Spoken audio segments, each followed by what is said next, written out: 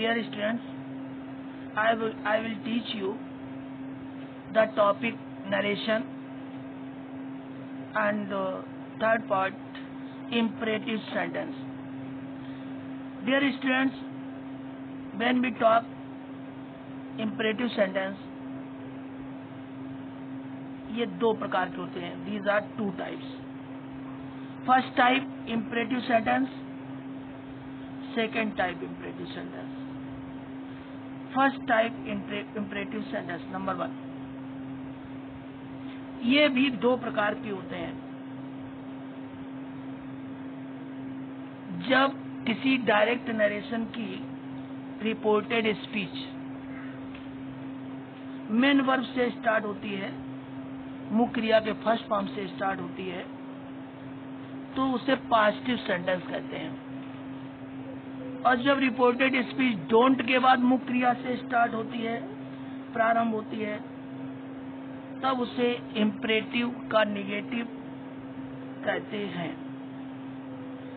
ऐसी स्थिति में यह फर्स्ट टाइप इम्परेटिव सेंटेंस कहलाता है.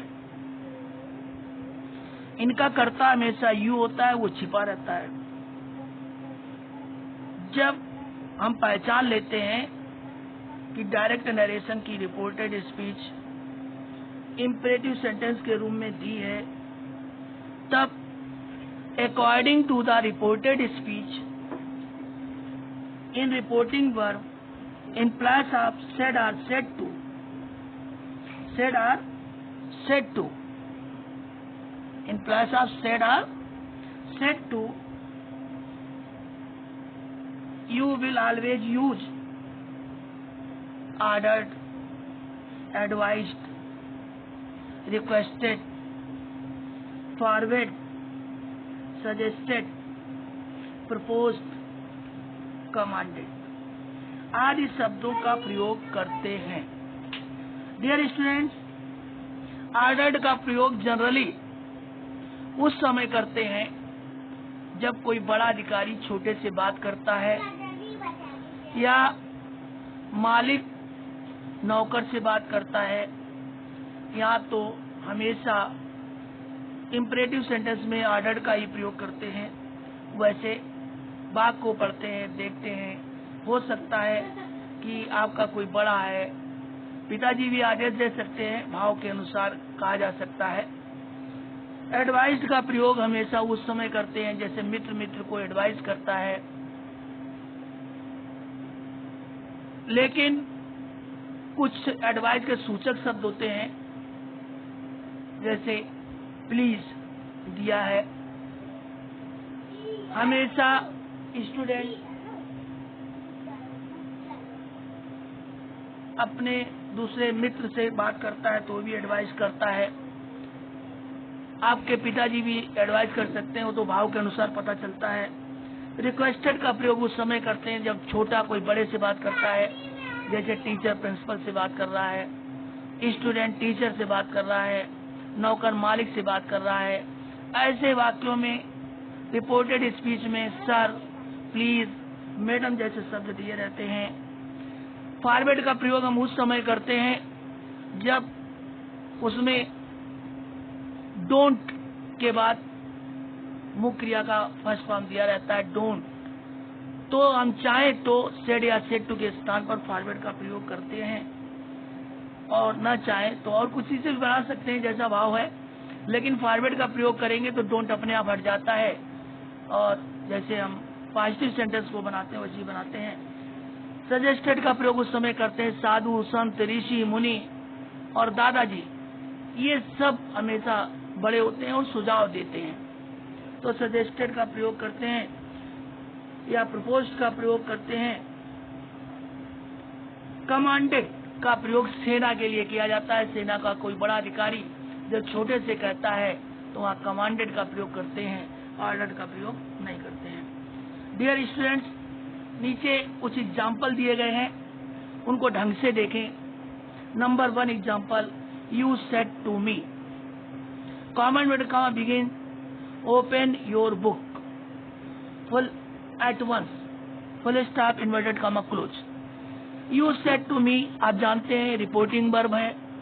यू सेड टू मी, तुमने मुझसे कहा। इससे पता नहीं चल रहा है कि कौन बड़ा है कौन छोटा है, लेकिन open your book at once, अपनी किताब तुरंत खोलो।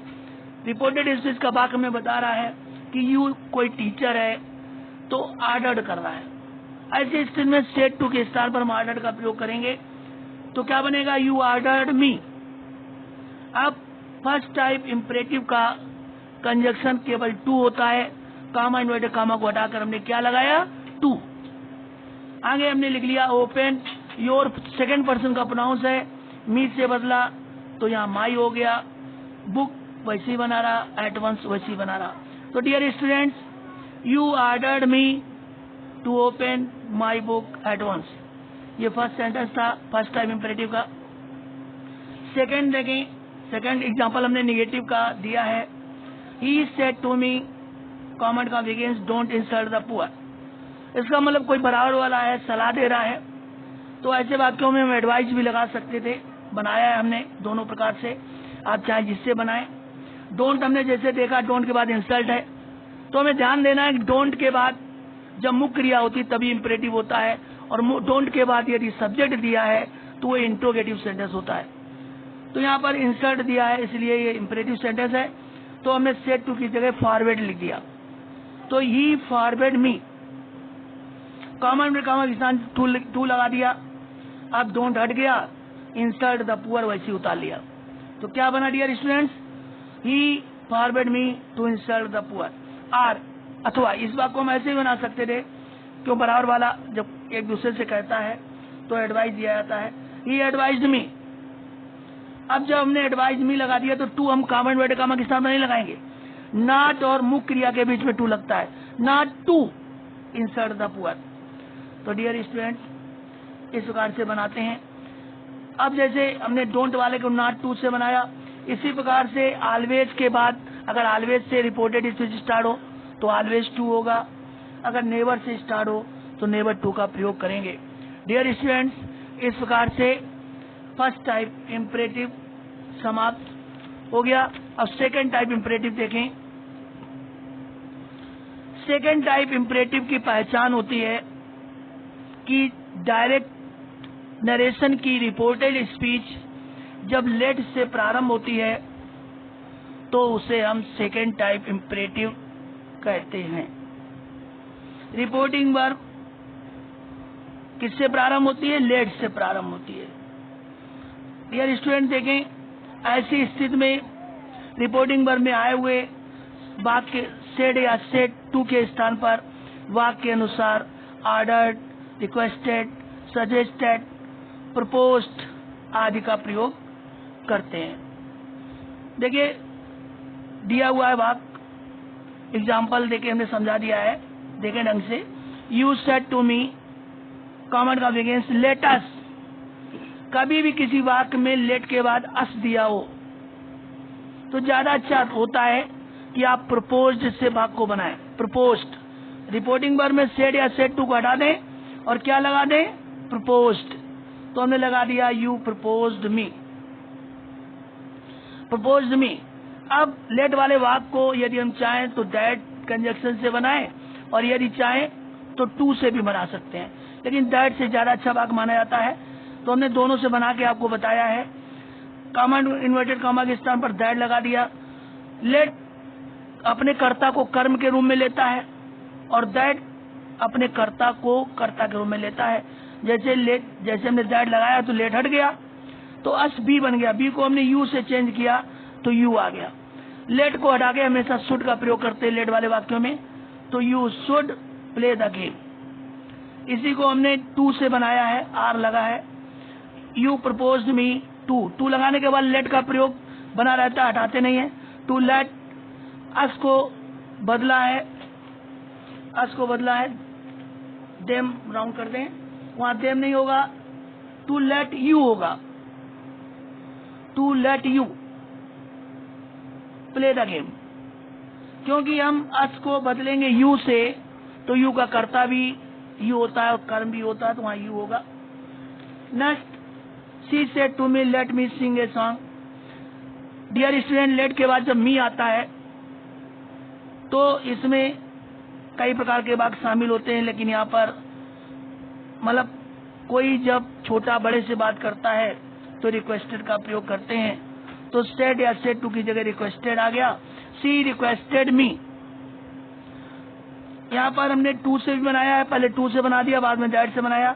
टू लेट मी को बदला सी से, तो हर सिंग ए सॉन्ग। दूसरा बना है सी रिक्वेस्टेड मी दैट, अब लेट मी है दैट लगाया तो मी आई में बदल गया, आई को सी से बदला सी हो गया।